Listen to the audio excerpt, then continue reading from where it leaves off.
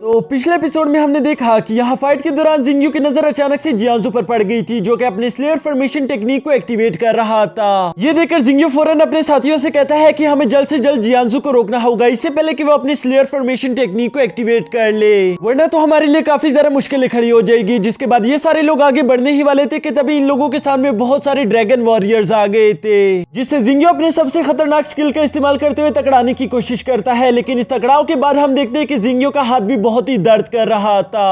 अब आगे तो नेक्स्ट एपिसोड बिल्कुल उसी सीन से शुरू होता है, जहां हम देखते हैं कि जिंगयू काफी ज्यादा हैरान खड़ा था। वो सोचता है कि मेरी हेवनली डिस्ट्रक्शन टेक्निक तो काफी ज्यादा खतरनाक है, इवन कि वो मेरी ताकत को 3 से 4 गुना ज्यादा बढ़ा देती है। लेकिन इसके बावजूद भी मैं उस ड्रैगन वॉरियर को पूरी तरह खत्म नहीं कर पाया। इसका मतलब ये ड्रैगन वॉरियर काफी ज्यादा खतरनाक है, मैं अकेला इन लोगों से फाइट नहीं कर सकता। वो भी यहाँ पर खड़ा होकर इसी तरह की बातें सोच रहा था कि तभी हम देखते हैं कि वहाँ पर मौजूद बाकी के वॉरियर्स ने उन्हें चारों तरफ से घेरना शुरू कर दिया था, जो देखकर अब आखिरकार जिंगयू के पास और कोई रास्ता नहीं बचता। इसलिए वो अपने फैमिली मेंबर से कहता है कि पीछे हटो, हमें अभी के अभी वापस जाना होगा। यानी कि यहाँ पर जिंगयू हार मानने ही वाला था, क्योंकि वो नहीं चाहता था कि उसकी फैमिली में से कोई भी मारा जाए। लेकिन तभी अचानक से हम देखते हैं कि हवा में कोई इनकी तरफ बड़ी तेजी से आ रहा था, जिसे देखकर जिंगयू के चेहरे पर मुस्कुराहट आ गई थी और वो कहता है कि हमारे लिए मदद आ ही गई। जबकि दूसरी तरफ जियांजू का चेहरा पूरी तरह से उतर गया था। वो कहता है पता नहीं ये है कौन, जिसे देखकर अचानक से जिंगयू के चेहरे पर मुस्कुराहट आ गई, शायद ये उसकी मदद करने के लिए आ रहा है। तभी अचानक हम देखते हैं कि वो आदमी बड़ी तेजी के साथ आकर जिंगयू के सामने लैंड कर जाता है। जिसके बाद हम देखते हैं कि वो कोई और नहीं बल्कि मास्टर जू था। हाँ दोस्तों, वही मास्टर जू जो कि पहले एकेडमी में जिंगयू को ट्रेनिंग करवाया करते थे।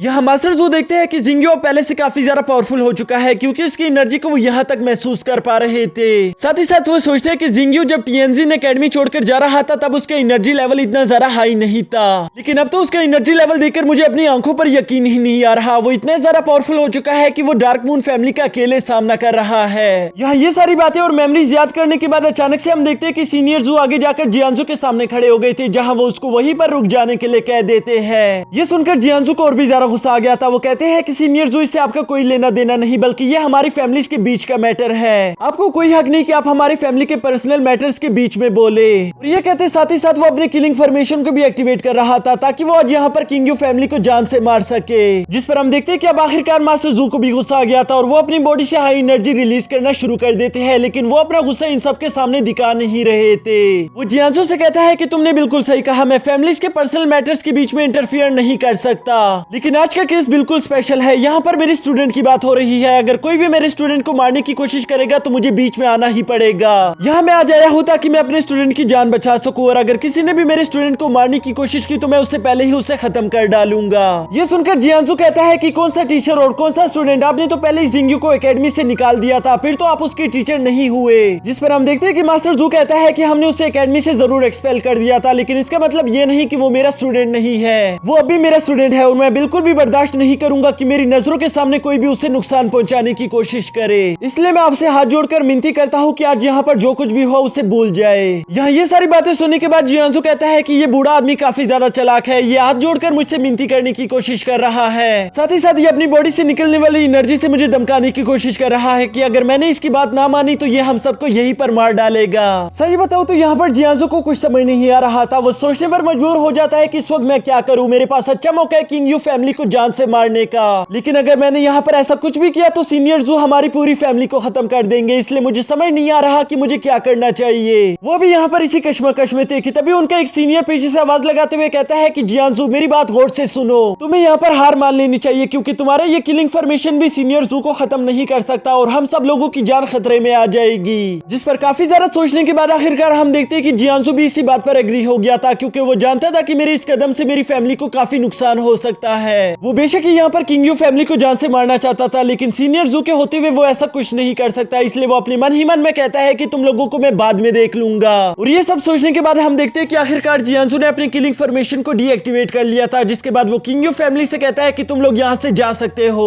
जो सुनकर मास्टर जू काफी ज्यादा खुश हो गए थे। वो अपने मन ही मन में कहते हैं कि शुक्र है इसने अपनी किलिंग टेक्निक को डीएक्टिवेट कर लिया, नहीं तो मुझे काफी ज्यादा प्रॉब्लम हो जाती। और ये सब सोचते हुए वो जियांसू का शुक्रिया भी अदा कर रहे थे, जबकि दूसरी तरफ जिंगियो सोच रहा था कि यहाँ पर सब कुछ मेरे प्लान के मुताबिक हो रहा है। यहाँ भी ये सब चल ही रहा था कि तभी हम पीछे से देखते हैं कि मिस यूवी अपने सोल्जर्स को लेकर वहाँ पर जिंगियो की मदद करने के लिए पहुंच गई थी।